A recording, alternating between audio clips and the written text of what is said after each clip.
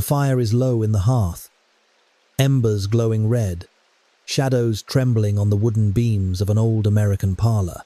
Flour dust hangs in the air. On the table, a small figure cools on a tin pan, ginger and molasses, sugared crust crackling. But when the woman reaches out, the baked boy leaps to his feet. He bolts for the open door, voice sharp as a whip. "Run, run, as fast as you can. You can't catch me. I'm the Gingerbread Man. Tell me where you're watching from and what time it is there. Drop it in the comments." If you're into this kind of deep dive, tap like and subscribe. This is the moment children across generations remember. A cookie that comes alive, faster than farmer or cow, fox or hound.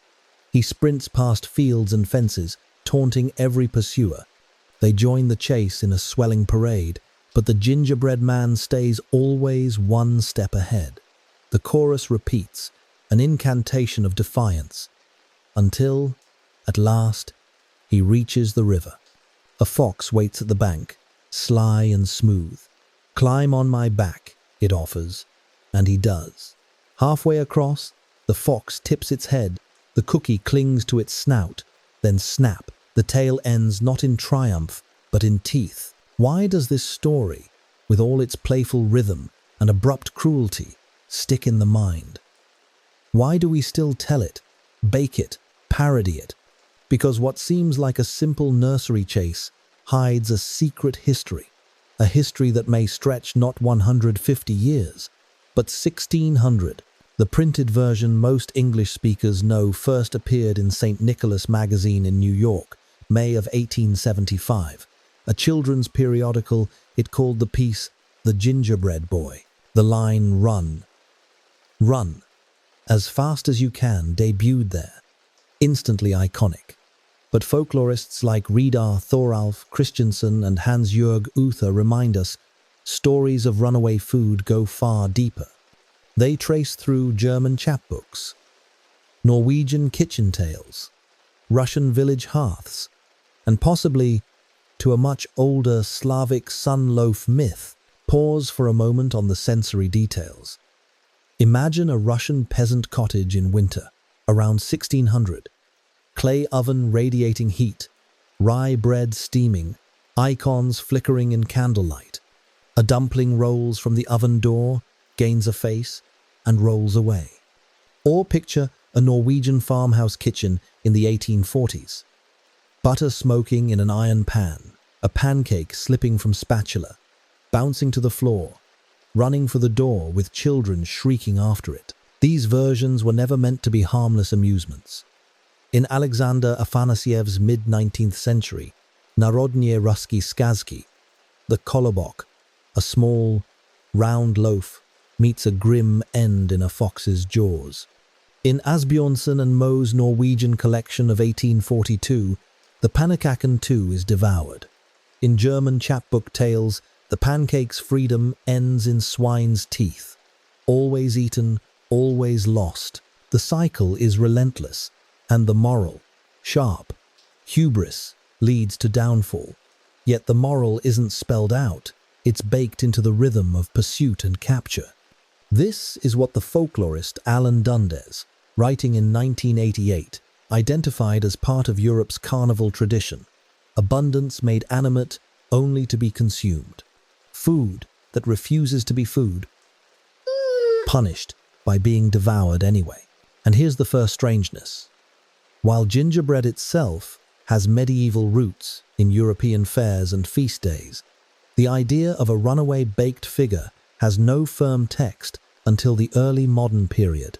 That gap between spiced bread charms of 16th century Germany and the runaway boy of 1875 raises a tantalizing possibility.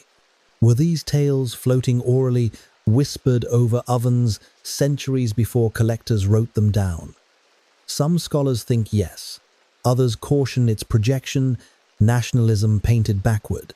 But that 1600-year claim in our title, it doesn't come from the American ginger cookie at all. It comes from kolobok, the Russian bread ball. Linguist Max Vasmer notes the name comes from kolob, a small round loaf, itself echoing older Slavic roots. If you trace those oral traditions back, some folklorists argue, you land around 400 CE, the Slavic proto-tale era, 1600 years before today, which means when you bite into a smiling gingerbread figure at Christmas, you might be tasting not just cinnamon and cloves, but a fragment of a millennia-old myth, a sun rolling across the horizon, a sacrifice devoured to feed the people. But the puzzle sharpens. If the Gingerbread Man's American debut is only 150 years old, how exactly did the older Slavic bread ball and the Norwegian pancake chase their way into his DNA? The year is 1875. The St. Nicholas magazine, a glossy children's periodical out of New York, slips into middle-class parlors. Its May issue carries a story never before printed in English. The Gingerbread Boy. Children recite the rhythmic chant, "Run, run, as fast as you can." For American readers, it feels brand new. But the text has fingerprints of Europe all over it. Why does this matter? Because print freezes what oral culture morphs. Once on the page, the Gingerbread Man becomes a fixed character, a branded archetype. Before that, he was pancake, dumpling, bannock, loaf, and the chase motif was slippery, passed from tongue to tongue, changing flavor with each kitchen. In the 1840s, Peter Christian Asbjørnsen and Jørgen Moe had already recorded the Norwegian pannekaken, where a runaway pancake bounds through a farmhouse, escapes humans and animals, only to be eaten in the end. A decade later, Russian folklorist Alexander Afanasyev published Narodnie Ruski Skazki, where the kolobok meets the same fate at a fox's cunning jaws. And in the Germanic world, cheap chapbooks of the mid-19th century carried Der dicke Fett Pfannkuchen, the fat pancake that bolts from its skillet. Each version differs in details, pig or fox, bannock or dumpling, but the skeleton is identical. Escape, chase, devouring. The transmission route looks like this. Oral Slavic tales, collected in Russian print by the 1850s, echoed in Norwegian and German publications, then leaping across the Atlantic, reframed in America. Folklorist Alan Dundas suggested in 1988 that such tales rode along pan-European trade and print networks, spreading motifs the way spices or fabrics did. And once inside American print culture, the figure hardened gingerbread replaced pancake. The fox locked in as final predator. Here's where editorial hands left their marks. Early chapbook and village tellings end bluntly. The edible fugitive is eaten. No lesson, no sermon. Just the inevitability of appetite. But in the Victorian climate of moral instruction, publishers began to soften the blow. Some editions framed the fox's success as a clever trick against pride. Others pushed sermons about arrogance, leading to downfall.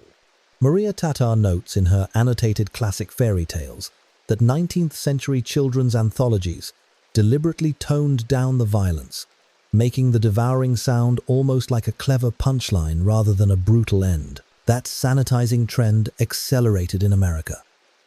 By the early 20th century, the gingerbread boy appeared in golden books and classrooms. The harsh snap softened to a warning. By mid-century, it was no longer a cautionary peasant fable, but a whimsical Christmas season romp. In children's plays, the fox eats him with a wink. In cartoons, the bite is framed as comedy. What had once been an allegory of excess or ritual sacrifice became a sing-song chase game. Now think of the word itself, gingerbread. Its etymology trails back to Latin zingiber, through Old French bread, meaning bread.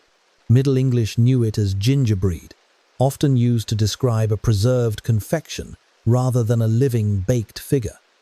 By the 15th century, England had gingerbread stalls at fairs. By the 16th century, Germany baked gingerbread figures, sometimes as charms, occasionally linked to fertility rites. That means when the American version arrived, attaching gingerbread to the runaway man, it fused two previously separate traditions, spiced bread shapes and the runaway food motif. But why print in the first place? Because only when fixed on a page does a folktale become recognizable across borders and generations. The runaway loaf in Afanasyev's Russian text was never meant for export. The pancake of Asbjørnsen and Moe was a local amusement. But the St. Nicholas magazine in New York carried the gingerbread boy into mass American childhood. And from there, school readers, children's theater, and later Disney imitations cemented him in cultural memory. Imagine that pivot point. A family in Brooklyn, May of 1875, reading aloud by lamplight. A child giggles at the absurdity of a cookie, sprinting. The father folds the magazine closed, never guessing this story carried centuries of European folklore inside it. But here's the cliffhanger. If the Gingerbread Man is only 150 years old in print, and his cousins in Russia and Norway only a few decades older, how can scholars claim a 1600-year secret? What evidence points back that far? Picture a library basement. Fluorescent lights flickering over rows of catalogue drawers. Folklorists in the 20th century combed through thousands of oral and written tales, coding motifs like scientists, labeling specimens. What they discovered is that the Gingerbread Man isn't just a quirky children's chase. It belongs to a precise slot in the International Tale Index. The category is ATU 2025. The Fleeing Pancake. In Hans-Jörg Uther's monumental Arne Thompson Uther Index of 2004, every known variant of the edible fugitive kolobok, pannekuchen, pfannkuchen, Gingerbread Man falls under this umbrella. The motif codes deepen the map. Thompson listed Z32, runaway food item, and Beleven, unusual creation becomes animate. This is the skeleton key. What seems like a kitchen joke is recognized as a pan-European myth structure. The numbers matter, because once you can classify, you can count. Scholars trace this tale type across Russia, Norway, Germany, Ireland, Scotland, England, and finally, America. Hundreds of versions. The story has legs. Literally, but how old is it really? The hard evidence begins in print. Afanasyev's Narodnie Ruski Skaski, mid-19th century, gave us kolobok. Asbjørnsen and Moe printed pannekuchen in 1842. German chapbooks spread pfannkuchen in the 1850s. Then St. Nicholas magazine carried Gingerbread Boy in 1875. That's the documented paper trail. The math from there is simple. If we treat 1875 as the birth of the Gingerbread Man, he's 150 years old today. But some folklorists argue his DNA reaches further. Slavic oral tradition, recorded by scholars like Evald Tang Christensen and Reidar Thoralf Christensen, suggests that runaway food tales circulated in peasant villages centuries earlier. Alan Dundes pointed in 1988 to medieval carnival customs where abundance was mocked and consumed. And linguist Max Vasmer traced kolobok to Old Slavic kolob, small round loaf, a word with roots around 400 CE. If you take that as a proto-tale, then by 2025, the motif could be 1600 years old. But here's the caveat. Oral tradition leaves no timestamp. Some scholars call the 1600-year claim plausible. Others label it speculation, shaped by 19th century nationalism that wanted folklore to echo deep pagan roots.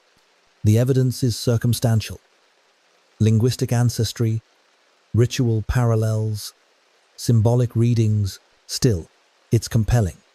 Imagine a loaf baked at a hearth 15 centuries ago, rolling across a dirt floor, escaping a hungry family in the story they told each other. And here's the kicker. Gingerbread itself is not that old as a tale element. The spiced bread is medieval, yes, documented in England by the 15th century. But the fusion gingerbread plus runaway man emerged only in 19th century America, which means when we call it the 1600-year-old gingerbread man, we're speaking in riddles. The cookie is new. The chase is ancient. Think of it this way. Every Christmas, when you bite into a gingerbread figure, you're joining a chain that may reach back to when Slavic peasants told of a bread ball son swallowed by the horizon fox. Is that romantic reconstruction? Maybe, but it explains why the motif lingers. It's archetypal, coded into ritual and season. So the numbers give us two possible truths. The secure text, 150 years. The oral myth, 1600 years. Which one do you believe? Which one matters more? But here's the real question. If this motif shows up in Russia, Norway, Germany, Ireland, Scotland, and America, what other cultures carry the same runaway food? Could it be universal? A frosted field in Russia, a round loaf cools on a peasant's windowsill, golden crust splitting. It rolls free, sings its escape, and meets the fox. That is kolobok. First printed in the 1850s by Alexander Afanasyev, but long carried in Slavic oral tradition. Its name comes from kolob, small, round, loaf. When you say it aloud, kolobok, you almost hear it rolling. Now shift to Norway, 1842.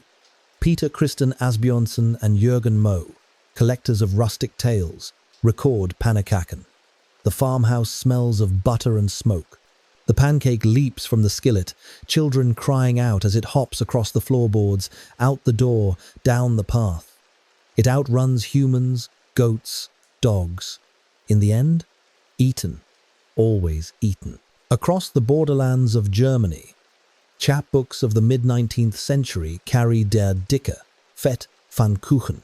A fat pancake, plump and proud, tumbles into the road. Villagers, animals, even beggars chase it. The laughter builds until the inevitable ending in a pig's jaws. Cheaply printed, sold at fairs, these chapbooks spread the motif into households far beyond its village roots, cross the sea to Scotland and Ireland. Here the figure is not pancake or loaf, but bannock, a dense barley bread. In oral tradition, the wee bannock scurries away from the hearth, pursued across the highlands. Collected in the 1870s by John Francis Campbell and noted earlier by Robert Chambers, the bannock too ends in fox's teeth. Different grain, same doom. Finally, America.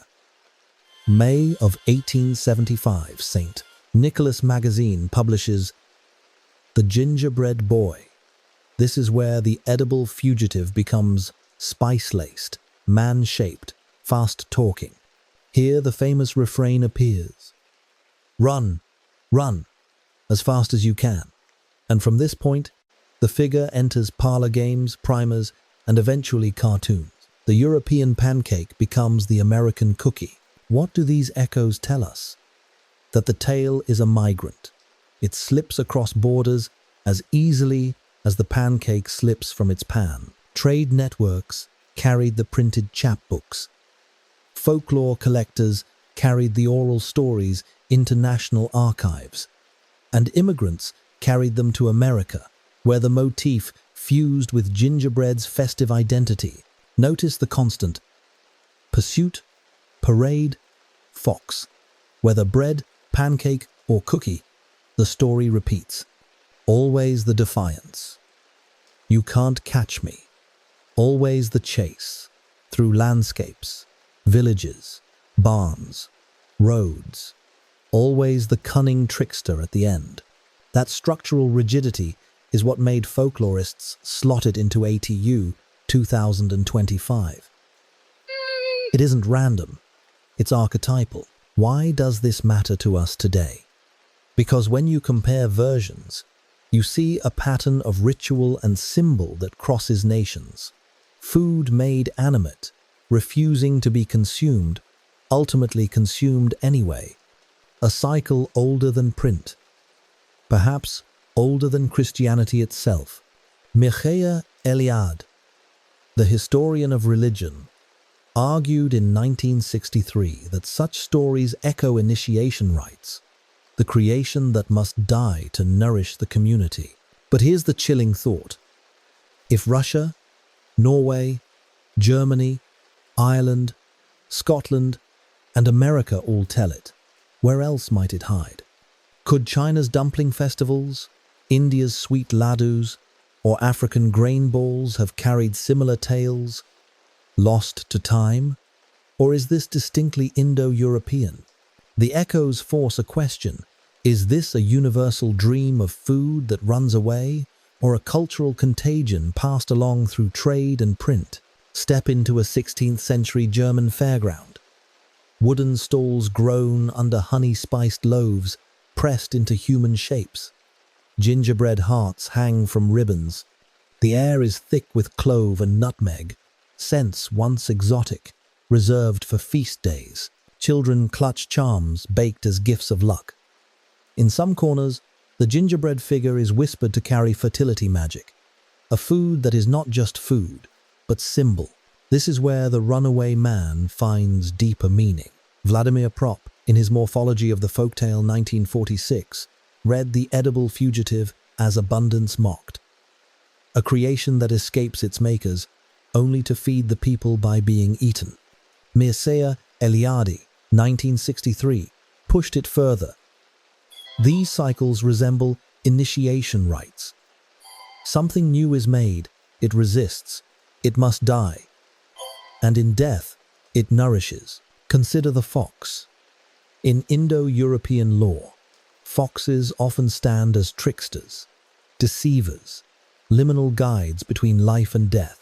Reidar Thorolf Hansen, in the late 19th century, catalogued how, in variant after variant, the fox alone succeeds where cows, goats, or men fail. Its role is fixed, death in disguise, smiling, sly. When the gingerbread man steps onto its back, he is stepping onto the ferry across a mythic river. Even the refrain, "Run, run, as fast as you can," has ritual cadence. It is chant, incantation, boast, prayer. Repetition in folklore is rarely innocent. It seals the rhythm, making the audience complicit in the chase. Every child shouting the lines is, in a sense, summoning the inevitability of the ending. And what of the shape? In Russia, kolobok is round sun-like. Some 19th century Slavic folklorists claimed the tale was a pagan allegory. The sun, rolling across the sky, swallowed at dusk by the horizon fox. Others dismiss this as romantic nationalism, but the resonance lingers. A ball of bread, glowing, rolling westward, swallowed at the end of the day. Color and spice add another layer. Gingerbread itself is dark, brown, flecked with exotic seasonings. In medieval Europe, spices like cinnamon, clove, and ginger were rarities, symbols of wealth and feast. To make a man out of such ingredients was to fashion luxury into life. When he escapes, it is wealth running away, excess mocking its owners. The ritual calendar may also have seeded the motif. In Shrovetide, pancakes marked the excess before Lent, consumed in abundance before fasting. Carnival mocked authority, mocked hunger, mocked gluttony. A pancake that refuses to be eaten could be seen as the feast turned rebellious, a joke against the eater, until the cycle restores itself through consumption. So the symbols converge: creation that resists its makers, abundance that refuses then submits, sun-loaf swallowed by fox death, feast mocking feast goer. Why does this matter? Because stories endure not by accident, but by resonance. The gingerbread man isn't sticky simply because it rhymes. It echoes the deepest cycles of food, feast, and mortality. But here's where the trail twists. Not all scholars agree. Some warn that reading the Gingerbread Man as sun myth or fertility rite is wishful projection. Is it ritual survival, or is it just a children's joke that snowballed? The gingerbread man looks simple, but scholars have argued over him for more than a century. Was he born as a pagan sun-loaf, or as a kitchen prank told after supper? The debate is fierce because the stakes are high. Folklore becomes national identity. Myth becomes memory. Take the Slavic reading. In the 19th century, collectors like Afanasiev framed kolobok as a survival of pagan cosmology. The bread ball is the sun rolling across the sky, swallowed by the horizon fox. To nationalists in Russia, this was proof that the peasantry carried ancient religion in their mouths. But critics like Linda Ivanitz, 1989, later warned, this interpretation was retrofitted, shaped by romantic agendas. There is no secure evidence linking kolobok to solar cults. The sun ball may be poetry after the fact. Then the question of focus. Is the edible fugitive the heart of the story, or is the fox? Vladimir Propp emphasized the trickster as archetype cunning always defeats arrogance. Others, like Alan Dundes, stressed the food itself, animated, rebellious, punished. Depending on which figure you center, the story shifts from morality tale to ritual allegory. Another misreading. Some claim the American gingerbread man was invented independently in the United States, a fresh confection for St. Nicholas magazine. But Jack Zipes, 2000, showed the motif's European roots clearly. The editors adapted a known runaway food tale, replacing pancake or loaf with gingerbread to fit American kitchens. Independence is illusion, transmission is fact, and what of the ending? Many assume the brutal devouring was added later to shock children. In truth, it is original. Every version from kolobok to panikaken ends with consumption. What modern editors did was soften it, making the fox clever instead of savage, or skipping the gore. The cruelty is not invention, it is tradition. Religious moralizers also bent the tale. Victorian tracts reframed the gingerbread man's sprint as pride punished. The sinner thinks he can outrun judgment, but death catches him. Such additions layered sermons onto what was originally a comic chase. Maria Tatar, 2002, traced how anthologies in the English-speaking world rewrote folklore into moral lesson, shifting laughter into warning. Even gingerbread's own history creates confusion. Medieval gingerbread men at fairs, spiced charms, fertility tokens are often conflated with the runaway tale. In reality, the two streams only joined in the late 19th century. Before then, gingerbread figures were eaten quietly. They didn't shout, "You can't catch me." So what do we do with the 1600-year claim? Scholars divide. Some see oral roots stretching back to the early Slavs. Others say we cannot prove more than 2 centuries. The oldest secure evidence is still print. Kolobok in the 1850s, panikaken in the 1840s, pfannkuchen in the 1850s, gingerbread boy in 1875. 1600 years is possible, but not provable. Why does the debate matter? Because stories like this are mirrors.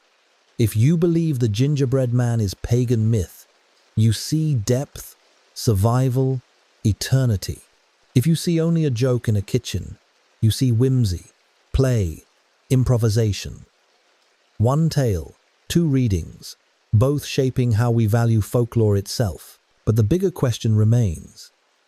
If this edible fugitive is either an ancient sunball or a Victorian prank, why does he still run today in cartoons, memes, and Christmas markets? Close your eyes, hear the crackle of a hearth, smell molasses warming in the oven, feel sugar crust flake under your fingers. A child laughs, chasing a cookie across a table. That image could belong to a Russian peasant cottage in the 1850s, a Norwegian farmhouse in the 1840s, or an American parlor in the 1870s. It could also belong to a movie theater in 2001. when Shrek's Gingy shrieked under interrogation. Not the gumdrop buttons. The tail keeps moving, always in motion. Just like its hero, why does he endure? Psychology offers one answer. Children relish the thrill of chase, the rhythm of repetition, the safe shock of devouring. It is fear contained, a brush with mortality that ends with laughter. Culture offers another. The Gingerbread Man embodies feast excess, festive abundance, and the inevitability of limits. Run as fast as you cannot escape appetite, death, time. The fox is waiting. Modern media reframed him again. The little golden books softened the bite, turning him into a cheeky rebel. Disney cartoons made the devouring comic. DreamWorks' Shrek, in 2001, parodied him into global pop culture, a camp icon. Internet memes repurposed "run, run, as fast as you can" into slogans for chase scenes, video games, even political satire. Each age remolds him, but the skeleton remains. The deeper reason he still runs lies in the duality. On the surface, he is playful, a cookie with legs, a taunt in rhyme. Beneath, he is terrifying, a creation that escapes, only to be consumed, always consumed. This comfort and shock pair is why the story hooks both children and adults. We laugh, then flinch, then laugh again. The sensory loop matters too. Every time we bake gingerbread at Christmas, the smell, the shape, the bite recall the tale. Food and story collapse into each other. Folklorist Sidney Mintz noted in 1985 that foods tied to festivals create cultural anchors. The Gingerbread Man is both edible and narrative anchor, eaten and retold in the same season. So when you next hear that chant, "Run, run, as fast as you can," remember that it is more than a nursery rhyme. It is a ritual echo, a carnival joke, a symbol of hubris, a survival of peasant kitchens, a product of Victorian print, a meme in digital age. It is laughter against mortality, spiced with ginger and clove. And here is the unsettling twist. The Gingerbread Man never really escapes. Not in Russia, not in Norway, not in America, not in Shrek. He always ends in Jaws. The lesson is not that speed saves you, but that speed delays the inevitable, which is why he runs still not to win, but to remind us we're only scratching the surface. The next case is even stranger, the 3,200-year-old secret behind Baba Yaga. Subscribe before it drops.